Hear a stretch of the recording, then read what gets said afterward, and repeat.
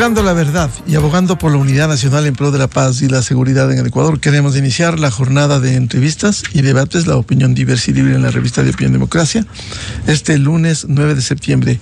Saludamos al ex ministro de Producción, Daniel Legarda. Lo invitamos para hablar sobre el acuerdo comercial entre Ecuador y Costa Rica. Hablaremos también de otros acuerdos comerciales como el de China, tan importante, y otros que están en camino, pero también cómo enfrentar desafíos para combatir el contrabando que viene al Ecuador. ¿Cómo se viene ejecutando el acuerdo con Costa Rica? Muy buen día a Daniel. Hola, estimado Miguel, buenos días, gracias por la invitación y un saludo a todos quienes nos escuchan en esta nueva semana, que sea una muy buena semana para todos.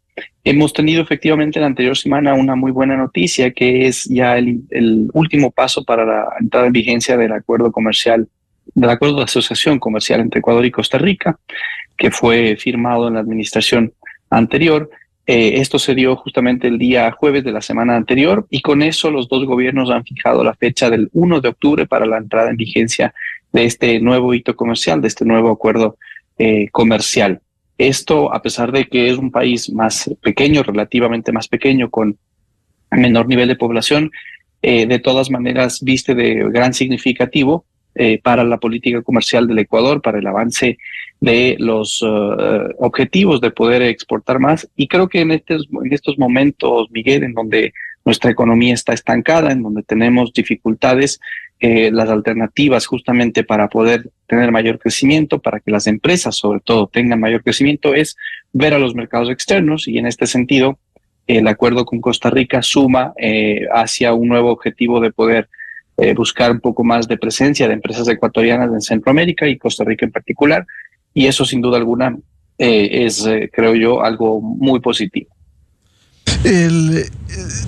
¿Qué implicará desde el 1 de octubre cuando entre en pleno vigor este acuerdo con Costa Rica? Vamos a ver, para quienes nos escuchan puedan contextualizar un poco. Primero, algo de cifras, creo que necesarias. El intercambio comercial entre ambos países, Ecuador-Costa Rica, supera los $120 millones aproximadamente, ¿no? Hay un poco más de importaciones que de exportaciones, aunque gran parte de eso es materia prima, sobre todo que se utiliza para la industria metalmecánica en el Ecuador. Pero el potencial de crecimiento estimado en su momento es de alrededor del 10% en el corto plazo, o sea que se podría incrementar en otros $15 millones aproximadamente, un poco más, de manera relativamente inmediata el incremento del comercio. ¿Qué exportamos a Costa Rica desde Ecuador? Es interesante ver la canasta, Miguel, porque son mercados distintos frente a lo que exportamos, por ejemplo, a China o incluso lo que se exporta a la Unión Europea, ¿no? Hay una importante concentración de productos en el área de manufacturas, tanto de manufacturas de alimentos como de manufacturas no alimenticias, de productos de la construcción, de temas de calzado, de línea blanca, de algunos productos textiles, de medicamentos, de productos de plástico y caucho. Allí está la oferta exportable hacia ese mercado centroamericano y en general la oferta hacia los países centroamericanos, por lo cual el sector con mayor potencial de crecimiento, al que más va a beneficiar y que tiene mayor potencial además, es el sector manufacturero del país. Y esto es un complemento frente a lo que en cambio, por ejemplo, es el mercado de China, en donde la gran oferta potencial está en la agroindustria. Entonces, son algunos de los ejemplos. ¿Y qué importamos de Costa Rica? Yo decía, el mayor componente es en materia prima. Aquí hay la importación de productos de metal, son residuos de metal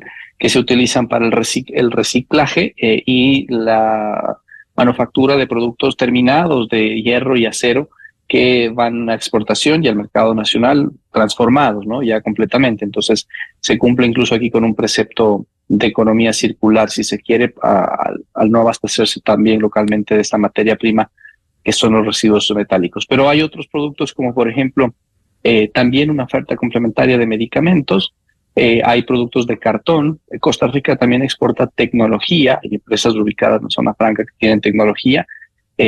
Por ejemplo, esto representa productos del sector eléctrico, incluso algunas impresoras, por ejemplo, que fabrican en estas zonas francas. Y Costa Rica es además un exportador importante de servicios.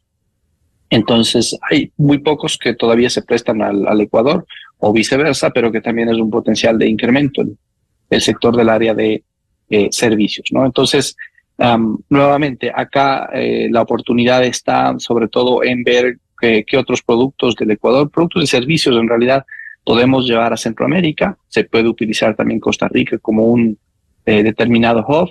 Y a pesar de ser un mercado de 5,5 millones de habitantes, menos de lo que tenemos nosotros en nuestro país, hay que considerar que es casi el doble del PIB per cápita, un poco más del doble del PIB per cápita, y es una economía también estable con oportunidades de crecimiento para el envío de productos en determinados mercados, ¿no? Justamente hay ya empresas interesadas.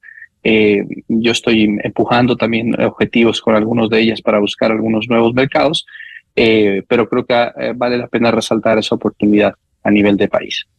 ¿Qué otros mercados pudieran abrirse? Bueno, Miguel, luego de la entrada en vigencia del acuerdo con China, recordemos esto fue el pasado 1 de mayo, acudimos ahora a la entrada en vigencia de Costa Rica, que insisto será el próximo 1 de octubre. Más adelante esperamos pronto la entrada en vigencia del acuerdo con Corea del Sur, aunque no hay una fecha específica todavía, están pendientes el paso final y las ratificaciones internas, ¿no? de Ecuador, Asamblea, Corte Constitucional. Entonces todavía tardará un tiempo más. Y luego tenemos la negociación con Canadá, que está en curso en este momento y que ambos gobiernos esperan terminarlo hasta finales de este año, para que pueda ingresar al proceso de ratificación interno en el siguiente. Por lo tanto, no creo que haya más entrada en vigencia de acuerdos comerciales dentro de lo que resta de este año 2024.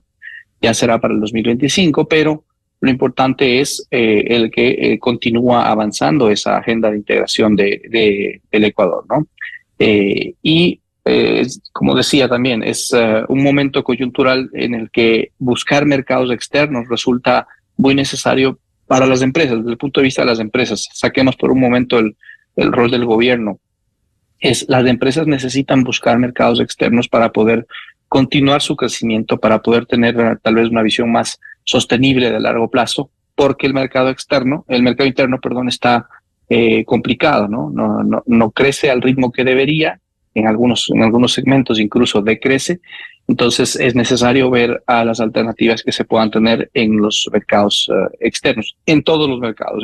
Yo por eso insistía, ¿no? La oferta agroindustrial, la oferta alimenticia, tiene en China un gran mercado, por ejemplo, allí, además de la pitahaya, ya se está buscando el abrir mercado para algunas proteínas.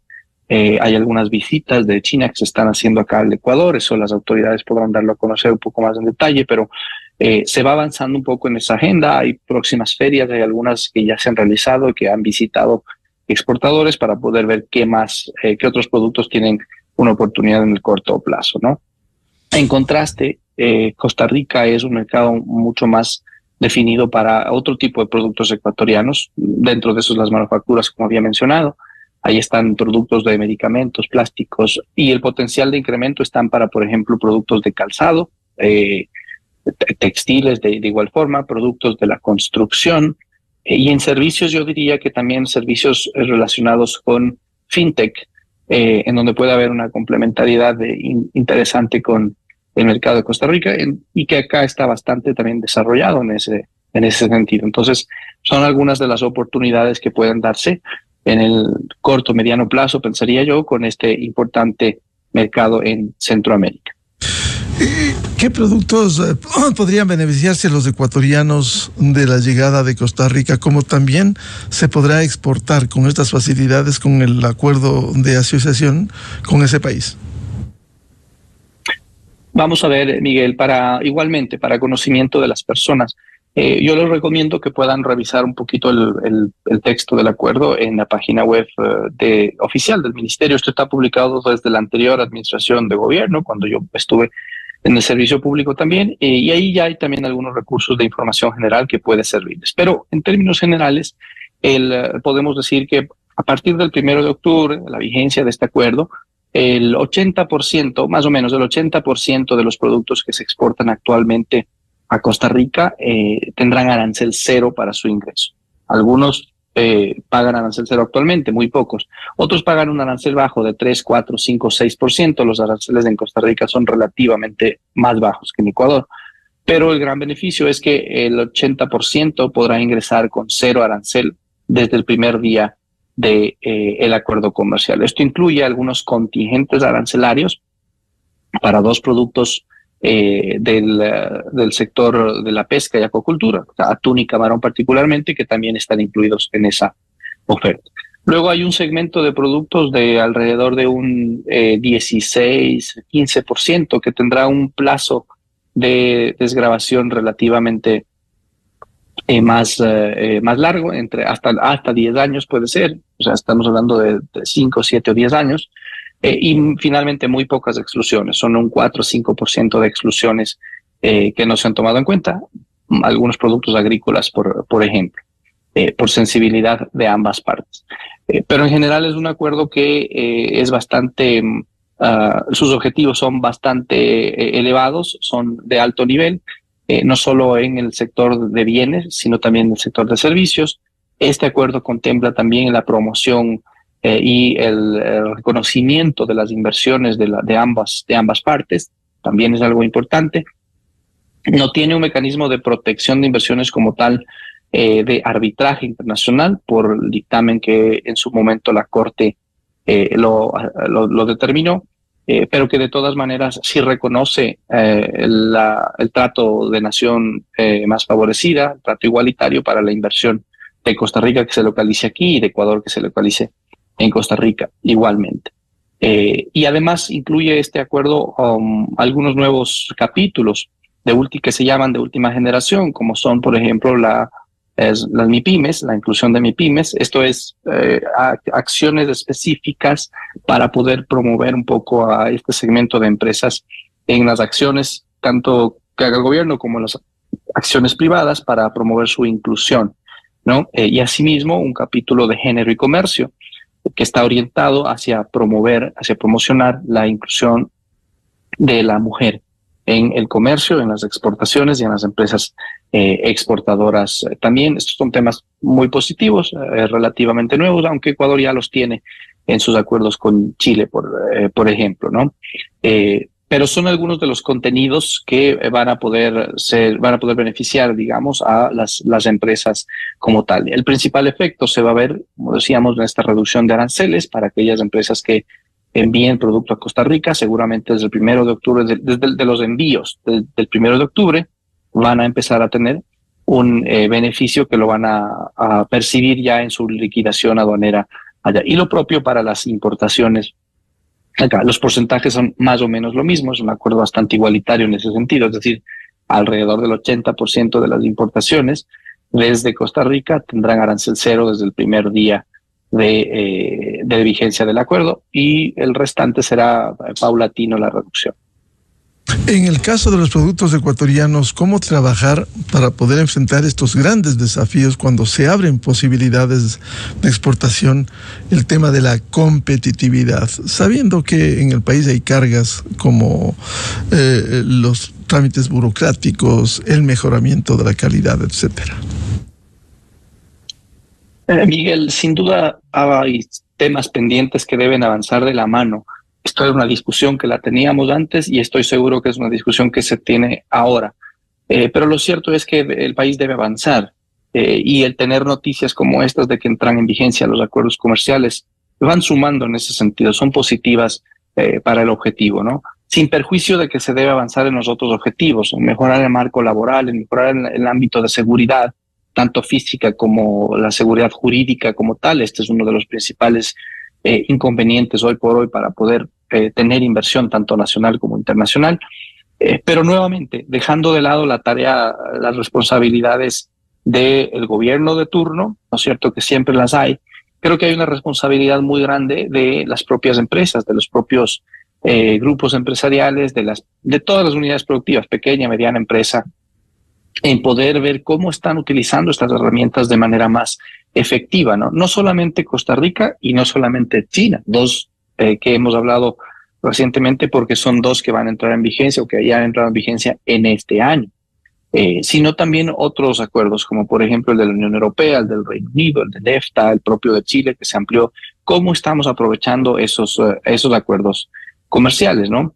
En mis actividades hoy de consultoría, por ejemplo, yo manejo un par de empresas en donde sí estamos haciendo ese ejercicio de poder profundizar un poco cómo está su estatus en relación al comercio internacional, ¿no es cierto? ¿Qué importo y desde dónde? ¿Qué exporto y hacia dónde? Y cómo se puede optimizar un poco esa gestión para tomar decisiones estratégicas en esas empresas relacionadas con esos mercados. Por ejemplo, ¿desde dónde puedo abastecerme con materias primas, insumos, maquinaria, etcétera, que sea más costo eficiente de lo que hoy lo estoy teniendo? ¿Sí? Esto para aprovechar de mejor manera las preferencias que brindan los diferentes acuerdos comerciales, sobre todo China, por ejemplo, en este caso. Y del otro lado de exportaciones, es una búsqueda hacia los mercados en donde un producto puede tener un importante crecimiento, puede tener una participación en ese mercado, y cómo dentro de esos mercados también los acuerdos comerciales pueden ayudar, porque permiten tener una ventaja o una preferencia o igualdad de condiciones en algunos casos frente a la competencia externa. Este es un ejercicio, insisto, Miguel, que es una tarea que deben realizar todas las empresas. Y bueno, ahora estamos ya desde este lado también, como mencionaba, asesorando en ese sentido para que pueda aprovechar de mejor manera las herramientas que están allí a disposición para el sector productivo, para las empresas de todo tamaño. Ahora, no solo mejorar la competitividad, sino también la producción y productividad. Cuando se abren mercados de esta dimensión, sea un país pequeño como Costa Rica, pero es importante, o un país grande con un mercado de 1.400 millones de personas como China, nos obliga a mejorar la producción y productividad. ¿Cómo entrar en esos mercados con grandes producciones? Voy a citar uno de los que usted mencionara, la pitahaya, para inundar esos mercados. Vamos al ejemplo de la pitahaya en China, ¿no es cierto? Debe ser uno de los mayores consumidores de fruta, y que su crecimiento es muy notable en ese sentido, y además los precios que paga por los productos son bastante altos. Sin embargo, para que los productores, los exportadores de Ecuador puedan aprovechar de mejor manera, por ejemplo, el mercado de China, de la pitahaya, hay que revisar un poquito cómo está en ese sentido, sí, un país tan grande como China, cómo está la distribución de los mercados, ¿no? Normalmente los puertos de entrada son Shanghai y Shenzhen, abajo en el sur, pero hay otras ciudades que también tienen una población importante, que también están en crecimiento, y que es necesario explorarlas en mayor medida, ¿no?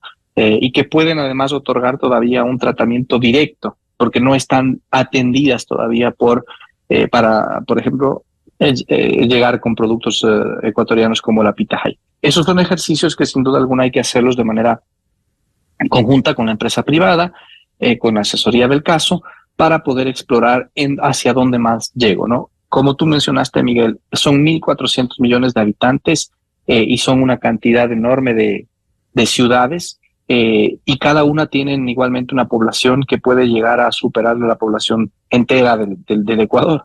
Entonces hay que poder hacer un poquito ese estudio, esa diferenciación, y saber cómo se puede llegar de mejor manera.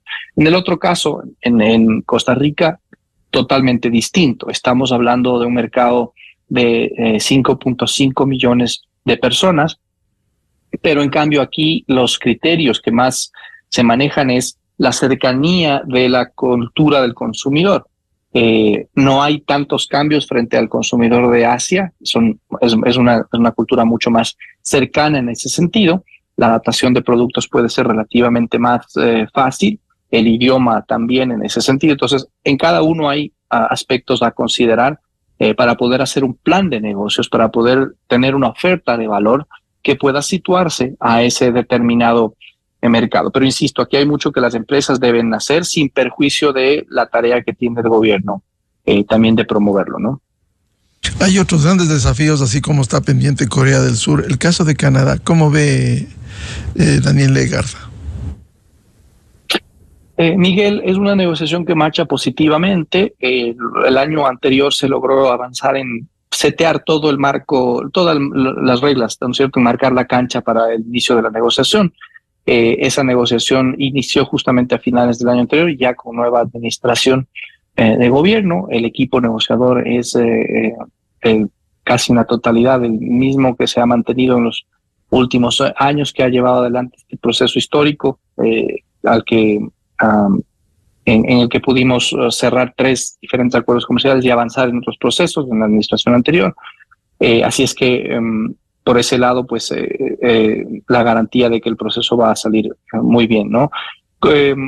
Como decía, como hay elecciones también en Ecuador y también va a haber elecciones en Canadá, los dos gobiernos han decidido adelantar o acelerar un poco la negociación para poder culminarla hasta finales de año. Ese es el objetivo. Pienso que se puede lograr, tal vez se tomará 1 o 2 meses adicionales, pero marcha bastante bien esa negociación.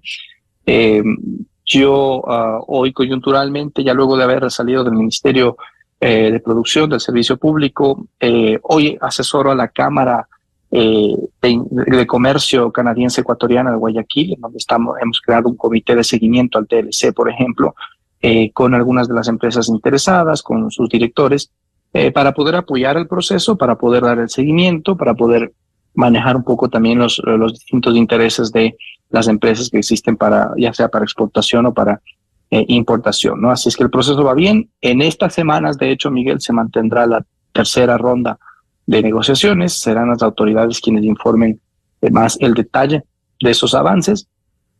Y se espera tener 2 rondas más dentro de este mismo año, según la información que ha trasladado el propio ministerio como tal. Así es que va por buen camino y esperamos que eso llegue a buen puerto también hacia finales del año o inicios del siguiente.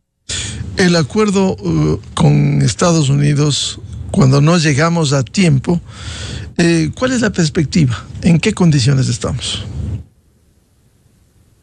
Miguel, la decisión de hace casi 20 años de no haber tenido el TLC le sigue pasando factura al Ecuador.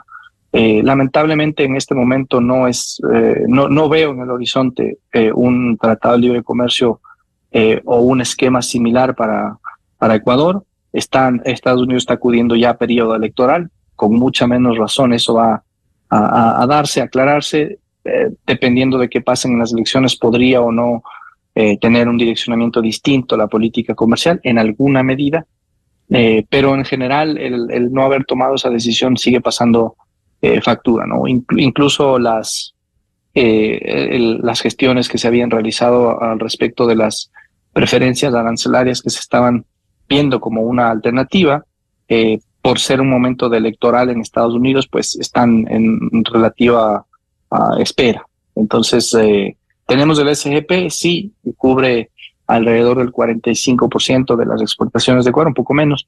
De todas maneras, necesitamos un tratamiento preferencial. Habrá que seguirlo buscando. Este gobierno, el siguiente, tiene que seguir buscando ese relacionamiento y las herramientas que permitan mejorar nuestro acceso a Estados Unidos.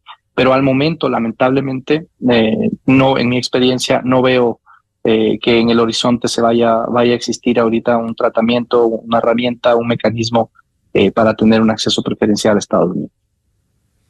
¿Y cuánto afecta un tema que ha estado permanente en los mercados, el contrabando, los productos que vienen al Ecuador, especialmente hoy que tenemos un acuerdo con China y la llegada en estas condiciones? Miguel, como en todos los países, este es un flagelo que debe ser entendido y controlado por las autoridades, pero también manejado, denunciado y sobre todo concientizado, creo yo, desde las empresas, ¿no?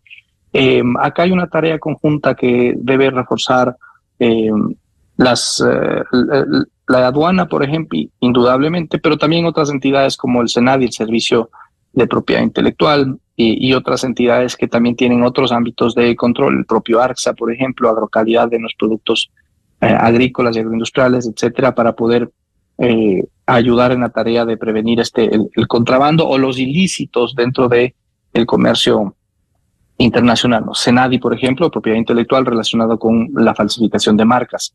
de productos que también están en frontera en su momento. Entonces, hay una tarea significativa allí.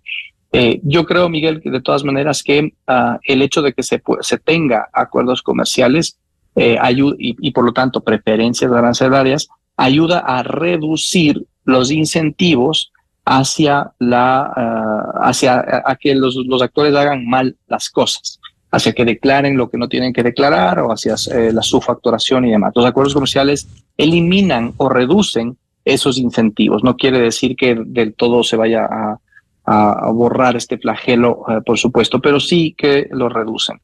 En el caso de China en particular, dentro del texto del TLC, que ya está en vigencia, se negoció en su momento, y lo menciono porque lo conozco de primera mano, también la necesidad de firmar un acuerdo de cooperación entre las dos aduanas, aduana de Ecuador y aduana de China, lo que incluye también el intercambio de información aduanera. Este intercambio de información aduanera es algo sumamente potente para poder alimentar la base de información que tiene SENAE y que por lo tanto pueda también actualizar los perfiles de riesgos que pueda detectar a tiempo sobre embarques, mercancías, contenedores, declaraciones que tienen algún indicio de subfacturación o de mal declarado, etcétera. Esto alimenta ese objetivo que es permanente, que debe reforzarlo la aduana, ¿no? Y las autoridades también. En definitiva, esto demanda mayor control de las autoridades, pero a veces rebasa esas tareas el que, incluso con países donde no hay acuerdos comerciales, simplemente el contrabando esté presente en los mercados ecuatorianos.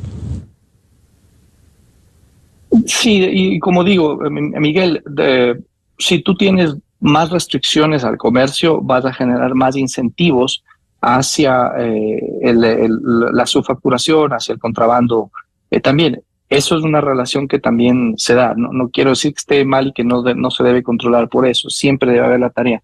Pero esta es otra de las razones por las cuales también hay que reducir esos incentivos para que la gente, para que los actores comerciales declaren lo que no tienen que declarar, ¿no? Los acuerdos comerciales ayudan en ese sentido, sin duda alguna, ¿no? Desde ese punto de vista, pues es necesario continuar en esa tarea de abrir el mercado, de reducir aranceles en alguna medida, aunque sea, y poder generar esos incentivos para que las declaraciones puedan ir en donde tienen que estar. Insisto, eso no quiere decir que no debe haber los controles y la inteligencia que debe existir por parte de aduana, pero la política comercial debe seguir siempre ese objetivo de perseguirlo. Ahora, ya desde el punto de vista de control, y las autoridades podrán dar más detalles al respecto, pero hay una importante gestión que aduanas tiene a cargo con la inteligencia de la información, con el perfilador de riesgos y su base de valor para poder detectar de alguna forma valoraciones que no estén correctamente dadas en determinados productos que saltan en alertas. Eso no significa que un producto como tal esté subdeclarando, pero quiere decir que la aduana ya le salta una alerta y que por lo tanto se deben activar los controles preventivos que la aduana tiene potestad de hacerlos, ¿no? El pedir los documentos de una declaración, los documentos físicos, o el acudir a una apertura como tal de contenedor. Evidentemente aquí pesa el hecho de que no se tenga suficiente personal. Lo hacía antes y lo sigue siendo ahora, pero por eso es importante que las autoridades puedan enriquecer la inteligencia de la información para de alguna forma evitar a tener tanto personal o fortalecer la fase previa, la fase de preventiva. Ese control es algo que debe darse siempre en los actores productivos. Y por el lado de las empresas, de los sectores, de todas maneras creo que cabe ahí la recomendación de nuevamente tener en cuenta que todos estamos obligados a respetar la ley, por lo tanto hay que declarar lo que se debe declarar, ¿no?